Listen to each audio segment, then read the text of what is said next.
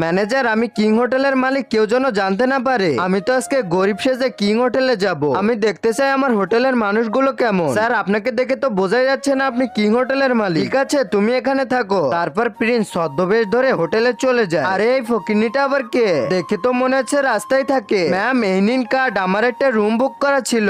এই তোমার রুম তো আগেই বুক হয়ে গেছে। আরে তুমি কি বলছো? আমি তো সবার আগে বুকিং করছিলাম। এই আমি বললাম না তোমার রুম আগেই বুক হয়ে গেছে? আর তোমাদের মতন ফকিন্নিদের থাকার সামর্থ্য আছে নাকি আমাদের হোটেলে? আরে এটা কি তাহলে আমার হোটেলে এরকম ভাবে মানুষদের অপমান করা হয়? জানি না, আমার রুম লাগবে। মিনি, এখানে কি হয়েছে বলেন স্যার, আপনার কি লাগবে? স্যার, আমি রুম সার্ভিস দিতে এসেছি। তারপর রুম সার্ভিস দেওয়া মেয়েটা সুন্দরভাবে রুমটা পরিষ্কার করে ফেলে। স্যার, আপনার রুমটা পরিষ্কার করে দিয়েছি। আপনার যদি আর কিছু লাগে তাহলে ডেকে নিবেন। তারপরে প্রিন্স মেয়েটার কথা শুনে তো অবাক হয়ে যায়, কারণ হোটেলের ম্যানেজারের থেকে সে অনেক সুন্দরভাবে কথা বলে। তাই তো প্রিন্স ভেবে নাই এই মেয়েটাকে হোটেলের ম্যানেজার বানাবে। কিন্তু